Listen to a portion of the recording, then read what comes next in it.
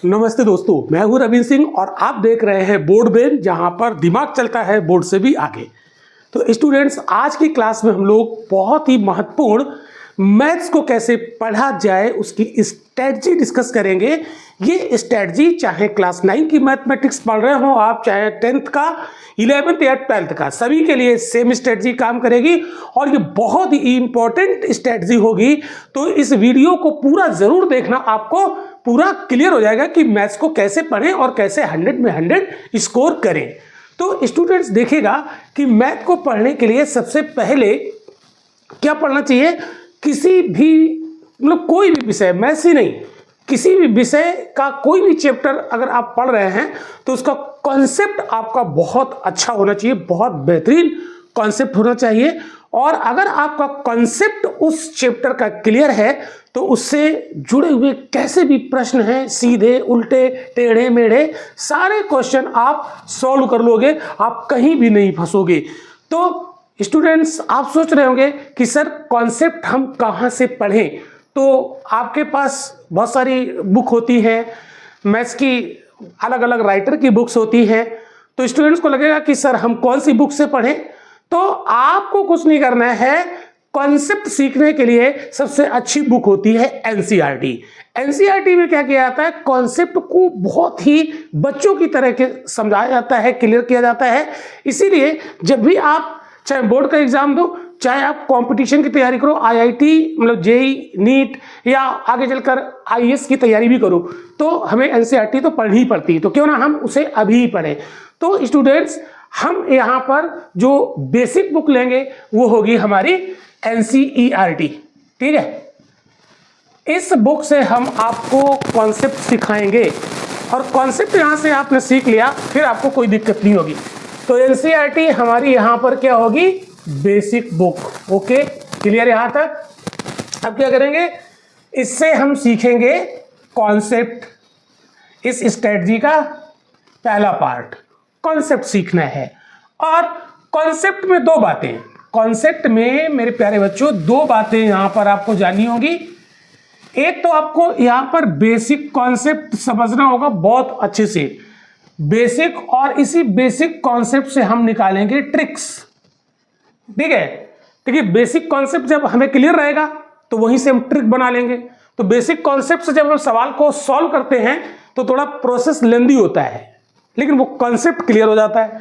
फिर हम ट्रिक, उसी बेसिक कॉन्सेप्ट से ट्रिक बना लेंगे तो हम किसी क्वेश्चन का आंसर बहुत ही कम समय में फाइंड आउट कर लेंगे, ठीक है।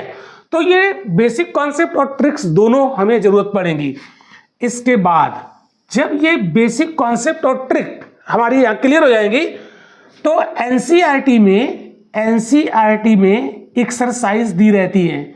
एनसीईआरटी की क्या सॉल्व करेंगे, एक्सरसाइज सॉल्व करेंगे। ओके, तो एक्सरसाइज जब हम सॉल्व करेंगे तो ये कॉन्सेप्ट यहां पर हम लगाएंगे और क्वेश्चन को सॉल्व करेंगे, तो हमारे कॉन्सेप्ट की क्लैरिटी और स्ट्रांग हो जाएगी, ठीक है। फिर एनसीईआरटी के सवाल जब हम सॉल्व कर लेंगे और फिर हम यहां पर कुछ मल्टीपल चॉइस क्वेश्चन करेंगे, जिसको कहते हैं एमसीक्यूज, मल्टीपल चॉइस। अब देखिए, मल्टीपल चॉइस क्वेश्चन में क्या होगा, एक क्वेश्चन लिखा रहेगा, ठीक है, और फिर इसके ऑप्शन बना दिए जाएंगे। 4 ऑप्शन रहेंगे, ए, बी, सी और डी। तो यहां पर हमें क्वेश्चन को सॉल्व किए बिना हमें आंसर टिक करना होता है, सॉल्व करके नहीं दिखाना होता है, हमें सिर्फ आंसर यहां पर निकालना होता है। तो वहां पर हम सॉल्व करके नहीं देखेंगे, वहां पर हम किसका यूज करेंगे, इस ट्रिक का यूज करेंगे। इसीलिए बेसिक कॉन्सेप्ट और ट्रिक हम दोनों सीखेंगे, क्योंकि जो एमसीक्यूज होंगे, मल्टीपल चॉइस क्वेश्चन होंगे, वो हम इस ट्रिक से सॉल्व करेंगे, जिससे हमारा समय बचेगा, ठीक है। इसके बाद हमको क्या करना चाहिए, इसके बाद हमें प्रीवियस ईयर क्वेश्चन करने चाहिए, प्रीवियस ईयर क्वेश्चन। और ये जो प्रीवियस ईयर क्वेश्चन है, ये 10 बैक ईयर के क्वेश्चन हमें करने होंगे। 10 ईयर्स के, यानी पिछले 10 सालों में जो क्वेश्चन हमारे बोर्ड एग्जाम में पूछे गए हैं, वहां पर वो क्वेश्चन हम उठाएंगे और उन्हें सॉल्व करेंगे। हम इस कॉन्सेप्ट को लगाएंगे, इस ट्रिक को लगाएंगे और प्रीवियस ईयर क्वेश्चन को सॉल्व करेंगे, ठीक है। और ये जो प्रीवियस ईयर क्वेश्चन जब सॉल्व कर लेंगे तो हमें हमारे दिमाग में ये बातें आ जाएंगी कि मोस्ट इंपॉर्टेंट क्वेश्चन कौन से होते हैं, मोस्ट इंपॉर्टेंट क्वेश्चन कौन से होते हैं, ये हमें पता चल जाएगा। यानी बोर्ड के एग्जाम में क्वेश्चन कैसे पूछता है ये हमारे दिमाग में बात आ जाएगी। ठीक है, तो मोस्ट इंपॉर्टेंट क्वेश्चन हम गेस कर लेंगे। ठीक, इतना करने से ठीक है। तो इतना जब आप सॉल्व कर लेंगे, इतने स्टेप जब आप कंप्लीट कर लेंगे तो आपकी तैयारी हो जाएगी यहां से 90%, 90% तैयारी यहां पर हमारी कवर हो जाएगी। इसका मतलब है कि 90 आप 100 में क्वेश्चन कर लोगे, यानी 100 में आप 90 मार्क्स ले आने की कंडीशन में आ जाओगे। क्लियर? अब कुछ बच्चे कहेंगे सर 90 से तो कुछ होगा नहीं, क्योंकि हमें तो लालच होता है, हम तो 100 में 100 लाएंगे। और क्यों ना लालच करें, मैथ में ये स्कोप होता है कि आप 100 में 100 मार्क्स ले आओगे। कैसे लाओगे आइए देखते हैं। अब हमें क्या करना है, 10% तैयारी अभी भी हमारी यहां पर रह जाएगी। देखिए हम कितना भी पढ़ लें कंफ्यूजन तो बने रहते हैं ना, डाउट तो बने रहते हैं ना, तो 10% डाउट तो हमारे रहते हैं। तो इसके बाद हमको क्या करना चाहिए, इसके बाद हमको करना चाहिए रिवीजन। तो यहां पर हम डाउट क्लियर करेंगे, डाउट क्लियर करेंगे through one shot revision, through one shot revision. ठीक है, तो पूरे चैप्टर का वन शॉट रिवीजन करेंगे तो जो डाउट कुछ हमारे बच गए थे 10% वो हमारे यहां से कवर हो जाएंगे। तो 10% हमारे यहां से कवर हो जाएंगे। तो अब हम क्या करेंगे, जब ये दोनों स्टेप हम कंप्लीट कर लेंगे, स्टेप फर्स्ट ये हो गया यहां तक 90% वाला, और ये हमारा स्टेप सेकेंड हो गया 10% वाला। तो अब जब हम दोनों स्टेप यहां पर कवर कर लेंगे तो हम 100 आउट ऑफ 100 यहां पर लेकर आएंगे और हम बन जाएंगे टॉपर। क्लियर ना? तो ये स्ट्रेटजी होनी चाहिए। तो बिल्कुल बच्चों आपको कंफ्यूज नहीं होना है कि हमें कैसे पढ़ना है मैथ्स, कैसे पढ़ना है हमें साइंस, फिजिक्स, केमिस्ट्री या जितने भी आपके सब्जेक्ट हैं, किसी भी सब्जेक्ट में यही स्ट्रेटजी काम आएगी जो आपको टॉपर बना देगी। ठीक है, तो हम इसी स्ट्रेटजी से सारे लेक्चर पढ़ाएंगे। ठीक है, तो जैसे हम एक एग्जांपल लेते हैं, एक हमारा जैसे क्लास 10th की मैथमेटिक्स का एग्जांपल लेते हैं।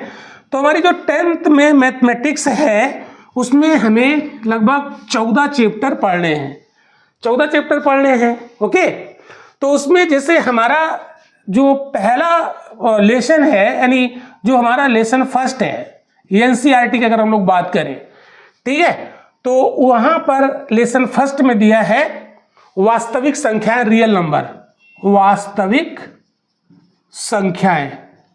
ठीक है, वास्तविक संख्याएं, ये हमारा लेसन फर्स्ट है। ठीक है, ये जो हमारा लेक्चर है ये हिंदी में रहेगा।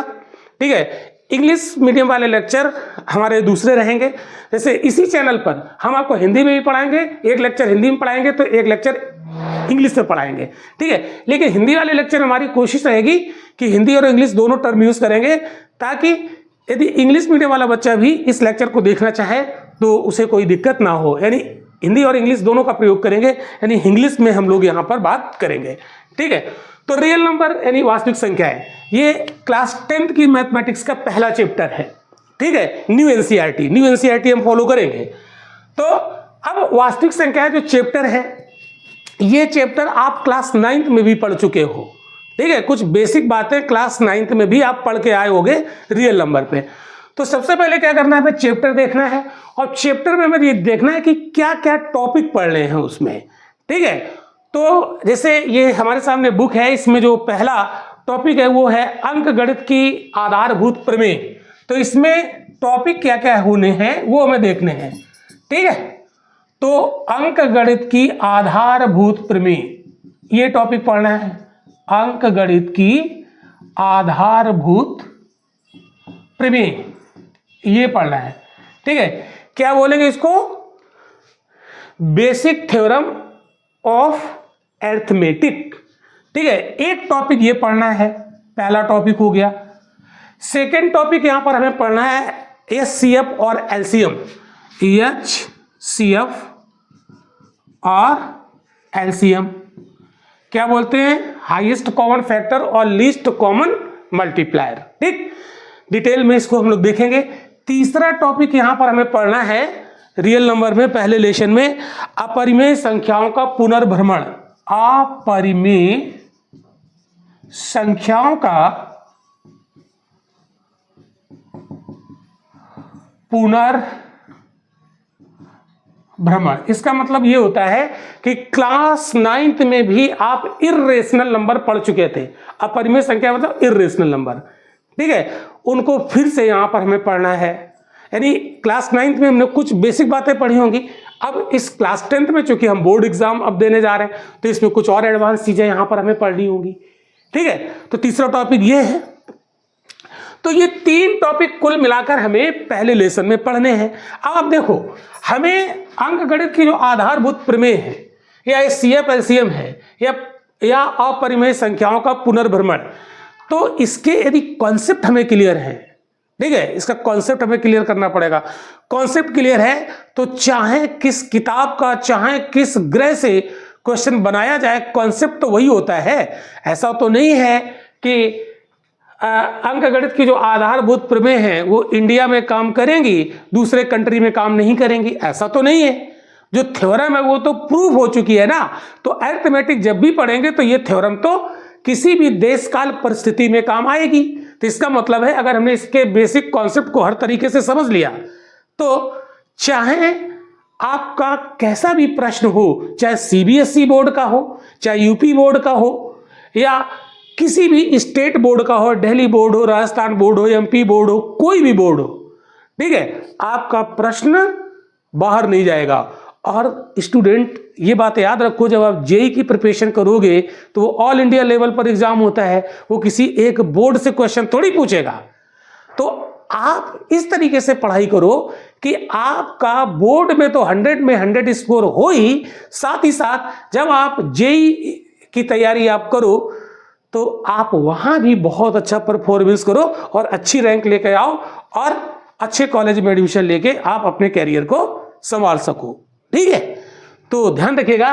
तो जब हम इसको पढ़ेंगे तो सबसे पहले वही स्ट्रेटजी लगाएंगे। क्या स्ट्रेटजी लगाएंगे? हम यहां पर उठाएंगे NCERT उठाएंगे और उससे हम क्लियर करेंगे कॉन्सेप्ट। ठीक है, कॉन्सेप्ट क्लियर करेंगे इन टॉपिक का।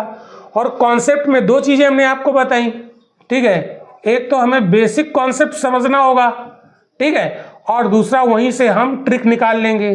ठीक है, वहीं से क्या निकाल लेंगे? ट्रिक्स निकाल लेंगे। फिर जब ये हमारा क्लियर हो जाएगा तो हम इसी NCERT में एक्सरसाइज भी सॉल्व करेंगे। ठीक है, तो ये हम कॉन्सेप्ट और ट्रिक यहां पर लगाएंगे, एक्सरसाइज सॉल्व करेंगे तो हमारे बेसिक कॉन्सेप्ट और ट्रिक और स्ट्रांग हो जाएंगी। तो क्या इतने से हमारा काम चल पाएगा? लेकिन इतने से अभी काम नहीं चल पाएगा, फिर हमें एक स्टेप और आगे बढ़ना पड़ेगा। तो हमें क्या करना पड़ेगा? यहां पर हमें MCQ सॉल्व करने पड़ेंगे। ठीक है, और यहां से ही पूरा काम नहीं चलेगा तो हमें प्रीवियस ईयर क्वेश्चन भी सॉल्व करने पड़ेंगे। ठीक है, और जैसे ही प्रीवियस ईयर क्वेश्चन सॉल्व करोगे तो हमारे मोस्ट इंपॉर्टेंट क्वेश्चन कैसे होते हैं, कौन सा क्वेश्चन मोस्ट इंपॉर्टेंट होता है ये हमें पता चल जाएगा। तो उन क्वेश्चन पर हम कुछ एक्स्ट्रा फोकस कर पाएंगे। ठीक है, तो एक्स्ट्रा फोकस करेंगे ताकि हम बोर्ड में बहुत अच्छा परफॉर्मेंस करें। ठीक है, इतना करने के बाद फिर हम क्या करेंगे? एक इस पर्टिकुलर टॉपिक का कॉन्सेप्ट हमने समझ लिया, ऐसे हर एक टॉपिक का कॉन्सेप्ट समझेंगे, सभी के लिए ये काम करेंगे। और जब ये हमारा पूरा चैप्टर हो जाएगा तो एक बार फिर से हम क्या करेंगे? जो डाउट होंगे यानी जो डाउट रह गए थे, एक बार तो कोई चीज पढ़ते हैं कुछ ना कुछ तो डाउट रहते हैं 10%, तो उसको हम 1 शॉट से कंप्लीट कर लेंगे। तो इस तरीके से हम मैथ्स को पढ़ेंगे, इसी तरीके से हम साइंस को पढ़ेंगे। 11th 12th में जाएंगे फिजिक्स, केमिस्ट्री, बायो। ठीक है, यह हमारा जो SST होता है 10th के एग्जाम में, SST जैसे सोशल स्टडी वाला जो होता है ना, हिस्ट्री, जियोग्राफी है ना, ये कॉन्स्टिट्यूशन है ना, सिविक्स वगैरह, सब यही कॉन्सेप्ट लगाएंगे। ठीक है स्टूडेंट्स, तो ये आज का लेक्चर कैसा लगा? अगर ये अच्छा लगा तो चैनल को सब्सक्राइब जरूर कर लीजिएगा, देखिए, जब क्लास अच्छा लगे तो ही चैनल को सब्सक्राइब करिएगा, अदरवाइज चैनल को सब्सक्राइब करने की कोई जरूरत नहीं है। और अगर आपने चैनल सब्सक्राइब कर लिया, इसका मतलब आपको अच्छा लग रहा है, तो बेल आइकन जरूर प्रेस कर लीजिएगा, ताकि जब भी हम नया वीडियो डालें तो सबसे पहले आपके पास उसका नोटिफिकेशन आए और आप उसे तुरंत पढ़ सकें। हाँ, पढ़ने के लिए एक काम आपको करना है। क्या करना है? नोटबुक लेके बैठना है टेबल चेयर पर, ऐसे पढ़ना है जैसे ऑफलाइन में आपको पढ़ाया जा रहा है। और स्टूडेंट कमेंट करके ये बताइएगा कि आप किस क्लास में हैं और किस सब्जेक्ट का कौन सा टॉपिक आपको टफ लगता है, वो आप वहां पर कमेंट में मेंशन करिएगा। हम उस टॉपिक से रिलेटेड भी स्पेशल वीडियो आपके लिए बनाएंगे। तो स्टूडेंट देखते रहिएगा, मस्त रहिएगा, खुश रहिएगा, प्रसन्न रहिएगा और मिलते हैं नेक्स्ट लेक्चर में। Thank you.